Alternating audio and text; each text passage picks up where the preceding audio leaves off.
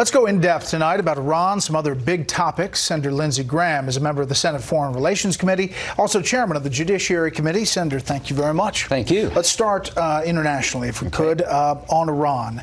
Your assessment of the situation right now and how tense it is. Getting more dangerous by the day. So here's what to watch for. If the Iranians follow through on their threat to start enriching again at higher levels, to basically take their enrichment program to a kind of a nuclear level in terms of a weapons grade production, Israel's in a world of hurt. So the best thing the president can do is stop that. And how do you stop that? To make Iran understand you're not going to let that happen. I think he should put their oil refineries on a target list, that he should look at sinking the Iranian Navy if they attack shipping again.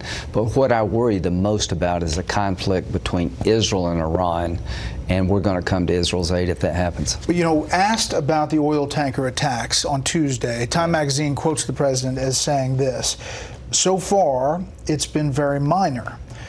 What you're saying is that it's not minor.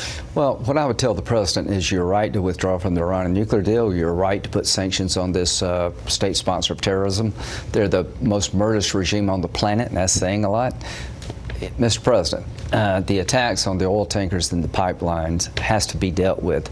But the big problem is if they go back to enriching in a manner that could lead to a bomb, you're putting Israel in a world of hurt, and the entire world should be worried about this. But if you're a European ally looking at this, are you sticking with the U.S., or are you trying to find an escape valve economically for Iran? See, why is Iran doing this? They're trying to divide the Europeans and the Americans. Nobody wants a conflict with Iran, but nobody should want Iran to get a nuclear weapon. Nobody should want Iran to sink ships and blow up pipelines. Norway and Japan never said a word about their ships being blown up by the Iranians. So this aversion to a conflict with Iran is going to lead to a major war if somebody doesn't rein them back in, and that somebody is the United States. So if I were the president, I would tell the Iranians, if there's an attack on a ship or a pipeline or anything like that, we're going to blow up your oil refinery and take you out of the oil business, because they're trying to drive up costs by creating chaos. But the main thing is to tell the Iranians, if you go back into enriching the way you were before, that's a direct provocation against the United States and Israel, and we will stop that.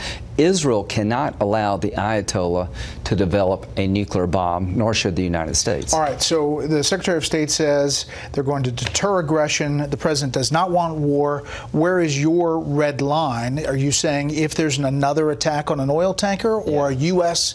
person is killed? What's the My red line is if there's any more disruption of shipping in the Straits of Hormuz linked to Iran, take out their Navy, bomb their refineries. If there's any more attack on American interest, go after the Iranians so they'll pay pain. They'll feel pain. I'm not talking about invading Iran. I'm not talking about a land invasion. If they go back into the enrichment business at a level that would lead to a nuclear weapon, we need to sit down with Israel and other allies and come up with a way to stop it. You talk to this president a lot now. Yeah, I do. You didn't used to, but you do now. Yeah, I do now. And thank God. So is this president ready to do that? He's had it with Iran. So yes, he is. I think the president is going to stop them from going to get a nuclear weapon. I think he's going to stop them from disrupting the flow of oil and blowing up the pipelines of other nations. He doesn't want a conflict, but he's about to run out of options here.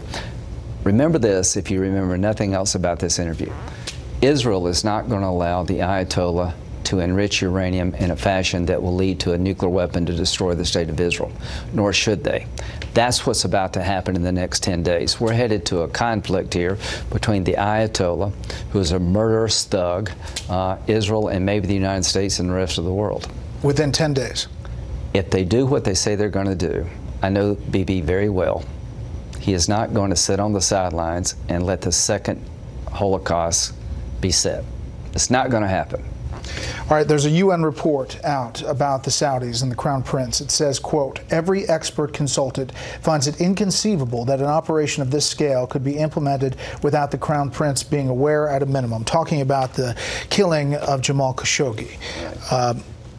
Is the administration ready to take this evidence, or will the administration back MBS regardless? You know, in this area, I think they've got it wrong. MBS did it. This man was killed at the direction of MBS. Couldn't happen without him knowing about it.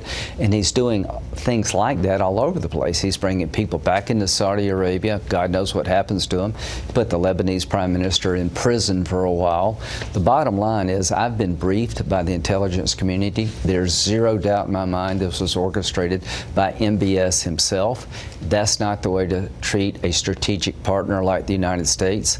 And I'm not going to accept business as usual with Saudi Arabia. But the administration doesn't seem to care about what you want to do. Does, and I can tell you this. When you look weak in the face of things like this, it hurts you everywhere. This is absolute disrespect to the President of the United States and myself. I introduced MBS 2 years ago in town, hailing him as the new vision and the new voice of the Mideast, embracing his agenda of reforming Saudi Arabia, only to be played like a fiddle. So if you really want to make America respected again throughout the world, deal with abuses by allies, not just enemies. So when you hear Secretary of State Pompeo say our strategic alliance is more important in the big picture, what do you say? They would be speaking Farsi in Saudi Arabia if it wasn't for us. They're not protecting America from Iran. There's no amount of oil they can produce. There's no threat from Iran that will allow me to justify this behavior.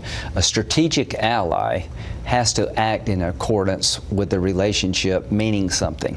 How do you murder somebody, chop them up in a consulate in a foreign country, and expect the United States to give you a pass because you produce oil? That would be a huge mistake. You're on the Senate Armed Services Committee. Did you know Patrick Shanahan's past and the stuff about domestic violence before yesterday? I'd heard about it. I didn't know the details. Does the administration have a vetting issue after this or before this? You need to ask them. All I can say is that we need a new Secretary of Defense. The Secretary of Army, Esprit's a great guy, he'd be a good Secretary of Defense, but we're having a conflict with Iran. We're going into budget negotiations with the Congress. We need leadership at the Department of Defense. I like President Trump's foreign policy, but we need a Secretary of Defense that has his competence that can get confirmed in a permanent fashion. Obviously, he was Deputy Secretary. He was approved in your committee. Yes. So I think there's a pathway forward. Let's just use it. A couple more things. You heard the story about Joe Biden getting heat from Democrats about talking about his time in the Senate. Your thoughts about that? If you want me to give you a list of why I can't deal with you because I disagree with you, I can make a long list for everybody running for president on the Democratic side. If that becomes the norm, that we can't work with somebody because of whatever position they take we don't like, then it's over. Joe Biden did nothing wrong by working with a duly elected senator from a state, from a past that we now try to move on from. What he was trying to say is that I work with people that I didn't agree with for the good of the country. He spoke at Strom Thurmond's funeral. Now, does that mean that he agreed with Strom Thurmond, the Dixiecrat candidate? No, that means that over a 30-year period, they got to know each other, had definite differences, but they found a way to do business. So if you can't do business with the other side, where does this country go? And to my Democratic friends, I can find a lot of things you said I don't like. Right. Well, last thing, you got a standing ovation last night at this rally, and you were there. You're obviously supporting the president for re-election. Is he most concerned about Joe Biden as you talk to him? He said something that makes a lot of sense. No matter who they nominate, they're going to move the country toward a socialist agenda. Look at what Joe's going through by talking about being bipartisan. I don't know if Joe can make it through this primary without becoming a socialist, embracing impeachment. Here's the president's ace in the hole. He's done a damn good job, and what the other people are offering will take the country backward, not forward. Stay on message, Mr. President. You got a good story to tell it. But to have 25,000 people show up for an hour and a half, there's some magic there. And if the rest of us in this business don't appreciate that magic, we're making a mistake. Senator, we appreciate it always. Welcome back anytime. Thank you.